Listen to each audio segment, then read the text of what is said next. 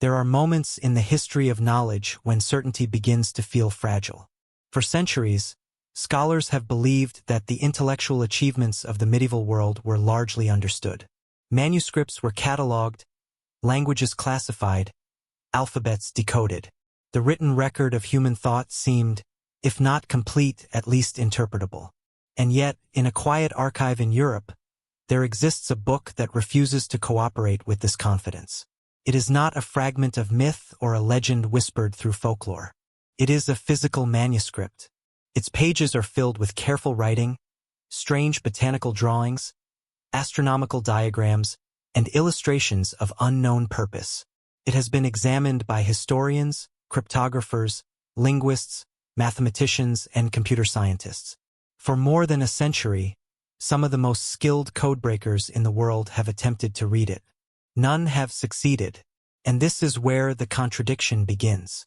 The manuscript looks unmistakably real. The ink flows naturally. The script follows consistent patterns. The parchment has been scientifically dated to the early 15th century. Every page suggests meaning. Every line appears deliberate, yet no one can understand it. So the question emerges quietly, but with increasing weight. What if a real book exists, written 600 years ago, whose language no one on earth can read? To understand why the manuscript is so perplexing, it helps to step back into the intellectual world of medieval Europe. The early 15th century was not a mysterious age devoid of knowledge. Universities had already existed for centuries. Latin served as a shared language among scholars. Manuscripts circulated between monasteries, courts, and scientific communities. Texts on medicine, astronomy, herbal science, theology, and philosophy were copied carefully by hand. Many survive today. Their meanings can be reconstructed, their languages translated, their authors identified. But here is the unsettling part. The book now known as the Voynich Manuscript appears to belong to this same world, and yet it does not behave like any other document from it. Its pages contain dense lines of elegant script, written left to right in a flowing hand. The characters repeat in recognizable patterns, suggesting grammar or linguistic structure. Words cluster in ways that resemble real language. And surrounding this script are hundreds of illustrations. Strange plants with impossible roots and leaves. Circular diagrams that resemble astronomical charts. Bathing women floating through elaborate networks of tubes and pools. None of the plants correspond clearly to known species. None of the text corresponds to known alphabets. History does not break easily, but here it bends. The modern story of the manuscript begins in 1912. That year, a Polish book dealer named Wilfred Voynich visited a Jesuit college in the town of Frascati, near Rome. The institution, known as the Villa Mondragone, housed a collection of old manuscripts. Many were being discreetly sold to raise funds for the struggling order.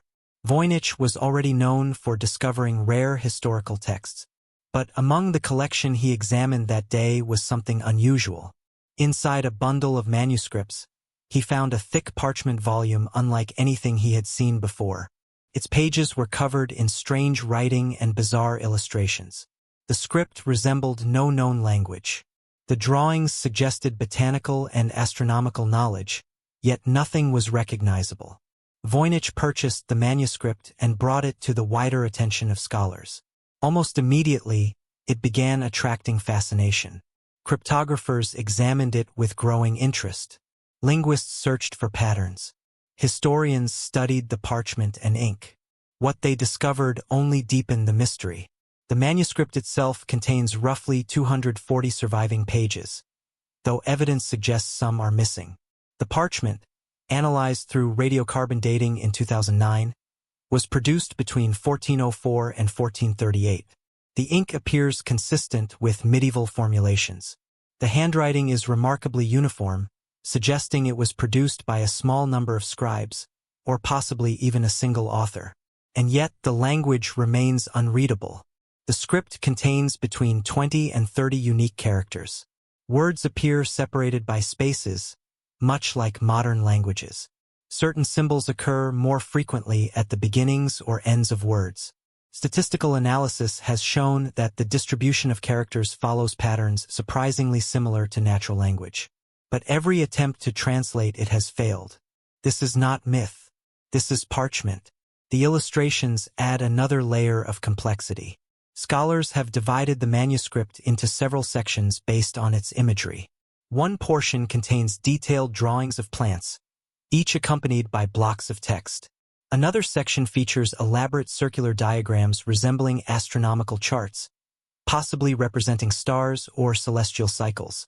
There is also a series of pages depicting naked female figures immersed in green pools connected by elaborate plumbing-like systems. These images have been interpreted as possible representations of medieval medical theories, perhaps relating to health or fertility.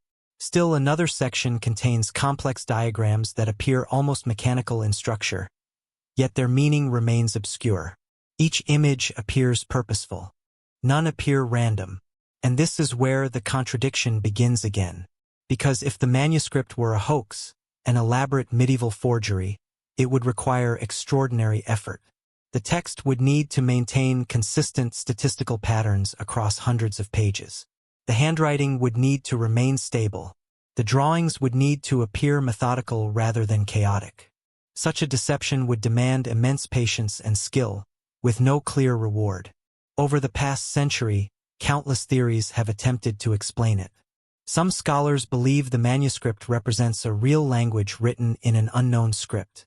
It might encode a lost dialect, perhaps a regional language that never entered the historical record. If so, the script may function as a phonetic alphabet that has yet to be deciphered. Others suggest it may be a form of cipher, an encrypted text using substitution or transposition methods known to medieval cryptographers. Renaissance courts were familiar with secret writing, particularly for diplomatic communication. But here is the unsettling part. If the manuscript is a cipher, it is unlike any known system from the medieval world. Its patterns resist traditional cryptographic analysis. Another possibility is that the text is not a cipher at all, but an artificial language. Some historians have proposed that it could represent an invented writing system, designed by a single author to encode private knowledge.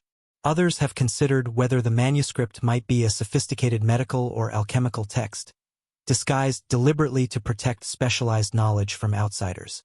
The illustrations of plants, bathing figures, and astronomical charts could support this interpretation. But even here, certainty remains elusive. One of the most intriguing clues lies in a letter discovered inside the manuscript during the 17th century. The letter was written by a scholar named Johannes Marcus Marci, who sent the manuscript to the Jesuit polymath Athanasius Kircher in Rome. Marci claimed the manuscript had once belonged to Emperor Rudolph II of the Holy Roman Empire, who reportedly purchased it for 600 ducats, a considerable sum at the time. According to the letter, Rudolph believed the manuscript had been written by the English philosopher Roger Bacon, a 13th-century scholar known for his interest in science and cryptography. But modern analysis has cast doubt on this attribution. The parchment dates to the 15th century, long after Bacon's lifetime, and so the mystery continues to shift. In recent decades, computer scientists have joined the investigation. Advanced statistical analysis has revealed that the text behaves strikingly like natural language. Word lengths follow predictable distributions. Certain symbols cluster together in consistent ways. Yet every attempt at machine translation has produced nothing coherent. Some researchers have proposed that the manuscript may represent a compressed language, one in which entire phrases are encoded into single symbols. Others suggest it may use a complex system of abbreviations similar to medieval shorthand.